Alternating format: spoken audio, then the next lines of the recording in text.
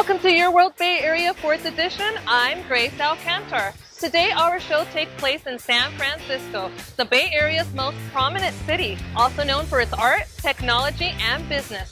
Speaking about business, a local brewing company in Alameda is using its venue to benefit singles and families, and Satyam S. has the story. This is a safe environment for nerds and geeks, and I will geek out with them on just about everything. I mean, we got my Zelda, so yeah. Get ready to indulge your palate at Alameda's newest brewing house, the Alameda Island Brewing Company. We're not an actual bar, we're a tasting room. Matt was a home brewer for about 8 years, and my sister did not pay attention to his hobby and his passion, too closely, and this is kind of what happens when you don't pay attention to the hobby. He opened up a brewery. Where you can find a different line of variety original drinks. We try to remind people that, there's more to the world of beer than West Coast style IPAs. And never have to drink, play, or celebrate alone. A lot of the beers that we have in production have a really strong story behind them, so there's a lot of history. Some of them are more of a conversation piece. With such variety of beers, there are plenty of options to have fun and enjoy the great taste of these various drinks. My sister and I are third generation Alamedans, so we're really tied to the community and being a part of it. We base a lot of our beer names off of places here in Alameda. So we have a Neptune's Pale Ale, we have an IPA called the Alameda's IPA. We just released a new Encinel IPA. It's named after the school and the street here in Alameda. We have a Doolittle, which is an American Imperial Red named after James Doolittle. There's an Otis IPA.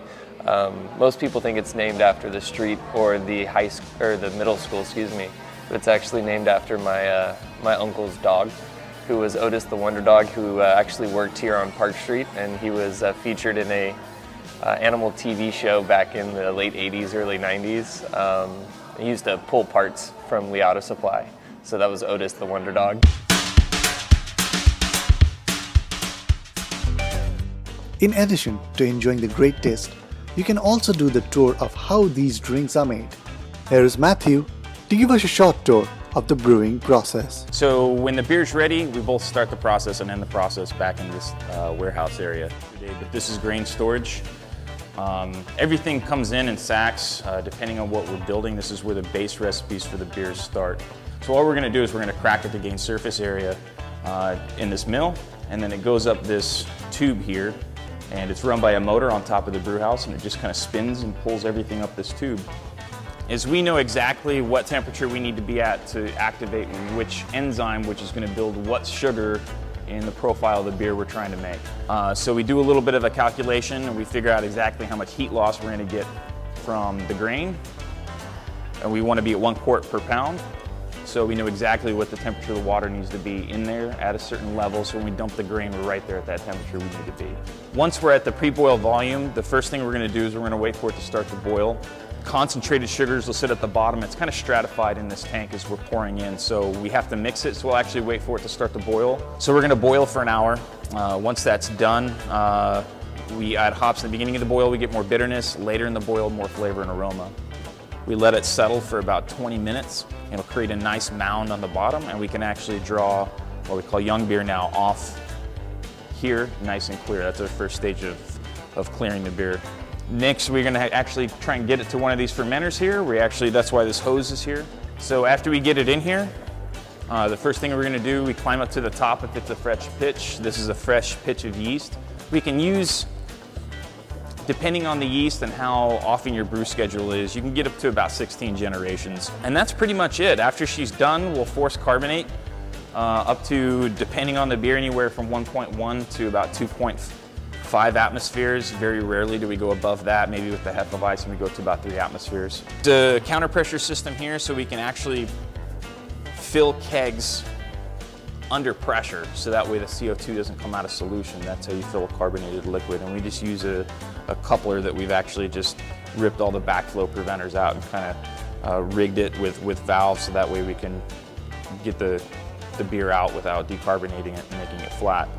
On our dry hop beers, like our Fruitvale Pale here as well, we use a stainless steel mesh screen that we can sanitize.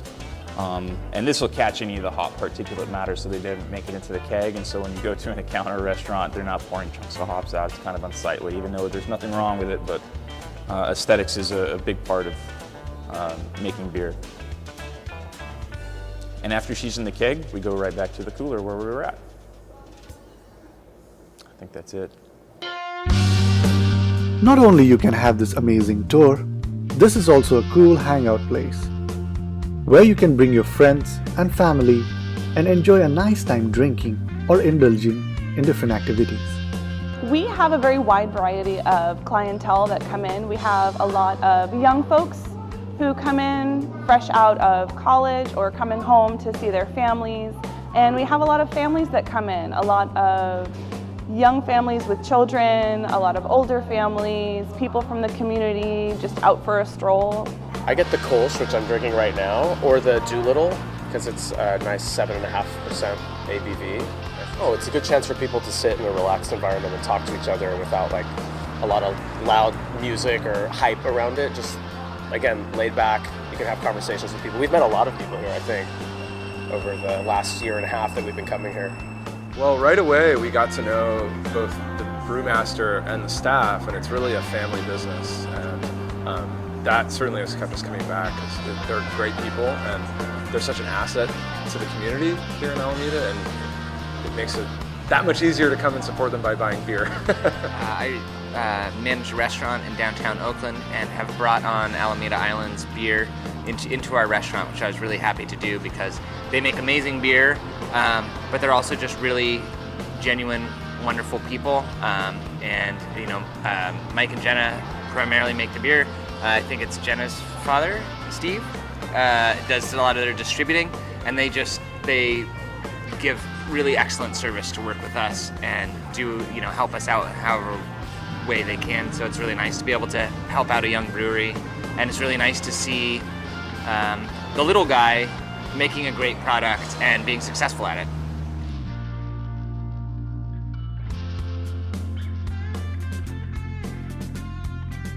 And all in all, this brewing company also focuses heavily on giving back to the local community. We did a Relay for Cancer race fundraiser. We're sponsoring the T-ball team here in Alameda, and they're, I believe, kicking ass right now and taking names. But it's important to give back to the community, and there's a lot of fundraisers out there. There's a lot of groups that need help, but we try and support more local than something that will just go all across the nation. You know.